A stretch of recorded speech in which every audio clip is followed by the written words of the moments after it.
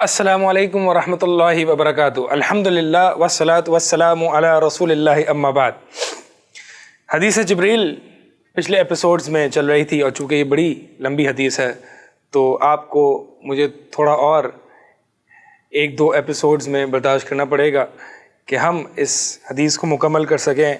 یہ مراتب الدین ہے، جیسے کہ امام نووی رحمہ اللہ نے اس حدیث پر باب بھی قائم کیا ہے، مراتب الدین۔ اور جیسے کہ میں نے حدیث کے آغاز میں ہی بتایا تھا کہ یہ پورا دین ہے، یہ السنہ ہے، سنت کی ماں ہے، سنت کے تمام معانی اسی میں جمع ہیں۔ یہ علوم الشریعہ جو ہے وہ اس میں جمع کر دیے گئے ہیں، علوم الشریعہ کے اصول اس میں جمع کر دیے گئے ہیں، ٹھیک ہے۔ جیسے کہ عقیدے کا علم ہے، عقیدے کا علم ایمان باللہ، ایمان بالرسل، ایمان بالملائکہ، یہ عقیدے کا علم ہے۔ اسی طرح اسلام میں جو اعمال ظاہرہ ہیں، اس کی جو فقہ ہے، اس کو علم فقہ کا علم کہتے ہیں، فقہ کا علم کہتے ہیں۔ اسی طرح احسان جو کہ ایک تزکیہ سے ریلیٹڈ ہے اور اعمال القلوب سے ریلیٹڈ ہے، اور اعمال القلوب میں اور احسان، یہ ساری چیزیں جو ہیں وہ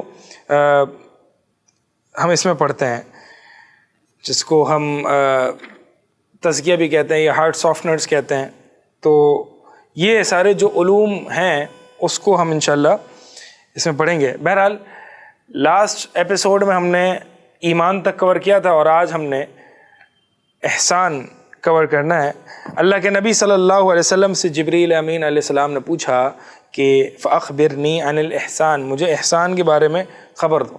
احسان کیا ہے؟ احسان جو ہے وہ باب فعل سے احسن یحسن، اور یہ متعدی بھی آتا ہے اور لازم بھی آتا ہے۔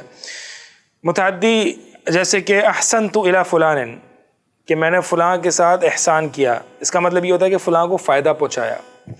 اور اگر لازم آتا ہے تو احسنتہ یا احسنت کذا، تو اس کا معنی اتقنتہ، یعنی میں نے اس کو مضبوط کیا۔ تو اگر یہ لازم آتا ہے تو اتقن یتقن، یعنی مضبوط کرنے کے معنی میں آتا ہے، اس کی کوالٹی اچھی کرنے کے معنی میں آتا ہے، پختہ کرنے کے معنی میں آتا ہے، اتقان کے معنی میں آتا ہے۔ لیکن اگر یہ متعدی ہے، جیسے کہ احسنت الی فلان، اگر متعدی آتا ہے تو پھر فلاں کو نفع پہنچانے کے معنی میں آتا ہے۔ بہرحال یہاں پہ جو معنی مراد ہے وہ پہلا والا ہے، یعنی لازم کے معنی میں ہے، اپنی عبادت کو پختہ کرنا، اپنی عبادت کو مضبوط کرنا، اپنی عبادت میں کوالٹی پیدا کرنا، اس کو کہتے ہیں احسان۔ اور وہ کیا ہے؟ اللہ کے نبی صلی اللہ علیہ وسلم نے ڈیفائن کیا احسان کیا ہے، ان تعبد اللہ کأنک ترا، کہ آپ اللہ کی عبادت ایسے کریں جیسے کہ آپ اللہ کو دیکھ رہے ہیں۔ فإن لم تکن ترا فإنہ یراک، پس اگر آپ نہیں دیکھ رہے تو اللہ تو تمہیں دیکھ رہا ہے۔ یہ اس کا ترجمہ ہے۔ احسان اصل میں ایک بہت ہی ایک گہرا اور تفصیلی ٹاپک ہے، لیکن یہاں پہ ہم انشاءاللہ اس کو اختصار کے ساتھ لے کے چلیں گے کہ احسان کیا۔ اللہ کے نبی نے فرمایا کہ اللہ کی ایسے عبادت کرنی جیسے اللہ کو دیکھ رہے ہو۔ دیکھیں، اللہ کو دیکھنا، اللہ کو امیجن کرنا، اللہ کی ذات کو اپنے اندر امیجن کرنا یا اس کا خیال پیدا کرنا، یہ ممنوع ہے، یہ جائز نہیں ہے، یہ حرام ہے، ٹھیک ہے۔ اور پہلی بات تو یہ ہے کہ انسان جو بھی ذات کو تصور میں لائے گا وہ لا ہی نہیں سکتا، کیونکہ انسان کی یہ بس میں نہیں، انسان کے پرسیپشن میں نہیں، انسان پرسیو ہی نہیں کر سکتا، امیجن ہی نہیں کر سکتا، ٹھیک ہے۔ جو بھی وہ ذات امیجن کرے گا وہ شیطان کی طرف سے ہوگی، لہٰذا یہ جائز ہی نہیں ہے کہ وہ اللہ تعالیٰ کو امیجن کرے۔ تو اس کا کیا مطلب ہے کہ ایسے عبادت کرنا جیسے کہ، یہاں پہ ہے کأنک ترا، اللہ کی عبادت ایسے کرنی ہے جیسے کہ آپ اللہ کو دیکھ رہے ہو، یعنی آپ ایسی کیفیت پیدا کرو کہ امیجن اگر آپ اللہ کے سامنے کھڑے ہو، مطلب یہ ایک اندر شعوری معنی ہوتا ہے جو انسان اپنے اندر پیدا کرتا ہے بغیر اللہ کو امیجن کیے۔ تو اللہ کے سامنے آپ کھڑے ہو، جب یہ شعور، یہ کانشسنس، یہ سوچ پیدا ہوگی تو واقعی انسان کی عبادت میں جو ہے وہ بیوٹی آئے گی، انسان کی عبادت میں کوالٹی آئے گی۔ اور یہ واقعی ہمیں یہ چیزیں پتہ ہوتی ہیں کہ اللہ ہم سب کو دیکھ رہا ہے، اللہ ہم سب کو دیکھ رہا ہے، اللہ ہر چیز سے واقف ہے، جو کچھ ہم کہہ رہے ہیں، جو کچھ ہم سوچ رہے ہیں، جو کچھ ہمارے دل میں خیال آ رہا ہے، اللہ تمام چیزوں سے واقف ہے۔ لیکن عین عبادت کے موقع پر یہ استحضار ہونا. استحضار کا مطلب یہ شعور ہونا اس وقت کہ اللہ کے سامنے میں کھڑا ہوا ہوں. اس وقت یہ آنا یہ بڑی ہی توفیق کی بات ہے اور یہ بڑے ہی ایمان کی بات ہے. یہ بہت کم لوگوں کو نصیب ہوتی ہے. تو لہٰذا یہ ایکسٹرائیو کرنے سے آئے گی, محنت سے آئے گی, مجاہدے سے آئے گی, اپنے آپ کو ٹرین کرنے سے آئے گی یہ کیفیت کہ میں اللہ کے سامنے ایسے. مثال کے طور پر اگر کسی شخص کا گناہ کرنے کا ارادہ ہے, ٹھیک ہے, تو اس کو عموماً تو یہ پتہ ہے کہ اللہ مجھے دیکھ رہا ہے, لیکن اس عین گناہ کے وقت یہ توفیق مل جانا کہ واقعی یہ شعور ہو کہ اللہ مجھے دیکھ رہا ہے, اور آپ کے رونگٹے کھڑے ہو جائیں اس وقت اور آپ کا دل ہلنے لگے اور آپ اس گناہ کو چھوڑ دیں. یہ ہے وہ چیز. مثال کے طور پر آپ دیکھیں یوسف علیہ السلام کے بارے میں آتا ہے نا کہ فلولا ارآ برہان ربی, آتا ہے کہ وہمت بھی وہم بہا لولا ارآ برہان ربی, کہ یوسف علیہ السلام ایک تفسیر کے مطابق یوسف علیہ السلام اس عورت کا ارادہ کر لیتے اگر وہ برہان ربی نہ دیکھ لیتے. اور مفسرین نے برہان ربی کی مختلف تفاسیر بیان کی, جس میں سے ایک تفسیر جو کہ مجھے پرسنلی زیادہ پسند ہے اور جو آج کا ٹاپک ہے اس سے ریلیٹڈ بھی ہے, وہ یہ ہے کہ وہ کون سا برہان تھا جو یوسف علیہ السلام نے, وہ کیا چیز, وہ کیا دلیل. برہان اصل میں کہتے ہیں ایک ایویڈنس کو, ایک سالڈ ایویڈنس, سالڈ پروف کو, کہ جس کو کاؤنٹر کرنا, جس کو کانٹراڈکٹ کرنا ممکن ہی نہ ہو, ایسا کلیئر کٹ ایویڈنس ہو. تو یوسف علیہ السلام نے وہ کیا برہان ربی, اپنے رب کا برہان دیکھ لیا تھا کہ وہ اس عین گناہ کے موقع پر وہ گناہ سے دور ہو گئے, بھاگ گئے.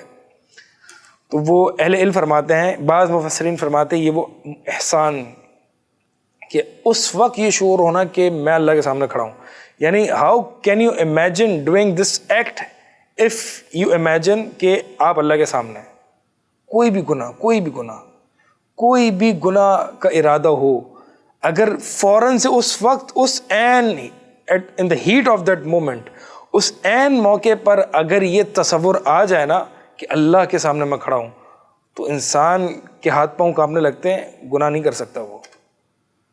تو یہ وہ برہان ربی تھا جو یوسف علیہ السلام کو دکھایا گیا تھا کہ میں اللہ کے سامنے ہوں, میں اللہ کے سامنے کھڑا ہوں, گویا کہ میں اللہ کو دیکھ رہا ہوں. اگر میں اللہ کے سامنے ہوں اور گویا کہ میں اللہ کو دیکھ رہا ہوں تو میں یہ حرکت کیسے کر سکتا ہوں.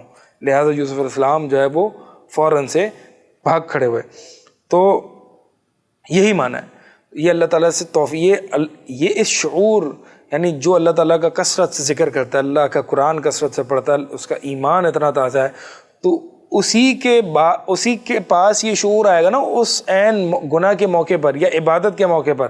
اب ہماری نمازیں دیکھیں, ہماری نماز میں کاروبار بھی چل رہا ہوتا ہے, فیس بک بھی چل رہا ہوتا ہے, انسٹاگرام بھی چل رہا ہوتا ہے, تو ہم تو کہیں ہے ہی نہیں نا, مطلب کیونکہ ہمارا پورا دن اور رات 24/7 ہمارا سوشل میڈیا, بزنس, ٹرانزیکشنز, دوست, فیملی, یہ ساری چیزیں چل رہی ہوتی ہیں. تو پورا دن اللہ کے بارے میں ہماری سوچ نہیں ہے, اللہ کو خوش کرنا ہے, اللہ کے بارے میں, اللہ کے قرآن کو پڑھنا ہے, پورا دن کہیں ہماری ایکویشن میں یہ فال نہیں کرتا. تو پھر کیا آپ یہ ایکسپیکٹ کریں گے کہ نماز میں آپ کی یہ کیفیت پیدا ہو؟ نہیں. جو اللہ سے بڑا گہرا تعلق ہے اس کا, یعنی ہر وقت وہ دل سے, اگرچہ چلتا دنیا میں ہے لیکن دل اس کا اللہ کی طرف متوجہ ہوتا ہے, اللہ کا ذکر کر رہا ہوتا ہے, قرآن کی آیت پڑھ رہا ہوتا ہے, سوچ رہا ہوتا ہے کہ میں اللہ کو ناراض کر رہا ہوں یا خوش کر رہا ہوں. تو اللہ کی طرف متعلق, اللہ کی طرف متوجہ ہوتا ہے دل, تو پھر اس شخص کا ایسے کیسے ہو سکتا ہے کہ نماز میں دل ہٹ جائے. تو لہٰذا یہ مجاہدے سے آتا ہے, یہ اللہ سے تعلق قائم کرنے سے آتا ہے, جہاد بالنفس سے آتا ہے. ہماری نمازوں کا جو حال ہے وہ یہی ہے کہ ہم یہ کیفیت پیدا نہیں کر سکتے اپنے اندر کہ ہم اللہ کے سامنے ہیں. اللہ سے تعلق قائم ہوگا, اللہ کا ذکر ہوگا, اللہ کی آیات کا تذکرہ ہوگا, تو پھر انسان جو ہے وہ یہ احسان والی کیفیت پیدا کر سکے گا.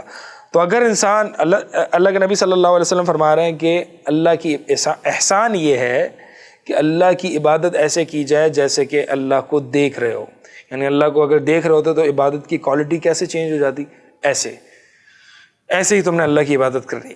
اور اگر تم یہ کیفیت پیدا نہیں کر سکتے, یہ اعلیٰ ترین کیفیت ہے عبادت کی, اور احسان کے 2 لیولز ہیں. ایک گویا کہ آپ اللہ کو دیکھ رہے ہو, یہ اعلیٰ کیفیت ہے. اس سے جو نچلی کیفیت ہے, اس سے جو کم تر کیفیت ہے, وہ یہ ہے کہ یہ کیفیت پیدا کرنا کہ تم نہیں لیکن اللہ تو تمہیں دیکھ رہا ہے. اگرچہ یہ کیفیت اس سے کم ہے ایک شعوری اعتبار سے کہ مجھے اللہ ہر وقت دیکھ رہا ہے، یہ اپنے آپ کو ریمائنڈ کرانا، تو یہ اگرچہ اس کیفیت سے کم تر ہے کہ آپ اللہ کو دیکھ رہے ہو، تو بہرحال کم از کم احسان کا درجہ یہ ہے کہ یہ کیفیت پیدا کی جائے اپنے تمام معاملات میں، صرف ضروری نہیں صرف نماز کے وقت ہی، بلکہ اپنے تمام معاملات میں کہ اللہ مجھے دیکھ رہا ہے۔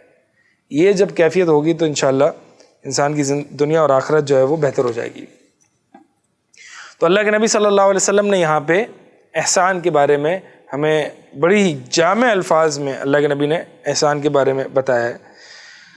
تو یہ کچھ احسان کی تفاصیل تھیں، کچھ اختصار کے ساتھ آپ کے سامنے احسان کا معنی رکھنا اس حدیث کے تحت۔ باقی انشاءاللہ اگلا جو ہم ایپیسوڈ کریں گے وہ قیامت کی علامات کے بارے میں، کہ جبریل امین نے اللہ کے نبی صلی اللہ علیہ وسلم سے پوچھا کہ قیامت کب آئے گی، تو اللہ کے نبی صلی اللہ علیہ وسلم نے جواب دیا کہ نہ سائل جانتا ہے نہ مسئول، یعنی سائل مسئول سے زیادہ، یعنی مسئول سائل سے زیادہ نہیں جانتا۔ تو پھر جبریل امین علیہ السلام نے پوچھا کہ اس کی کچھ علامات بتا دیجئے، تو اللہ کے نبی صلی اللہ علیہ وسلم نے کچھ علامات کا تذکرہ کیا۔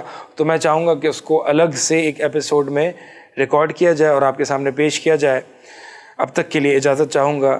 جزاک اللہ خیر، بارک اللہ فیکم، السلام علیکم ورحمۃ اللہ وبرکاتہ۔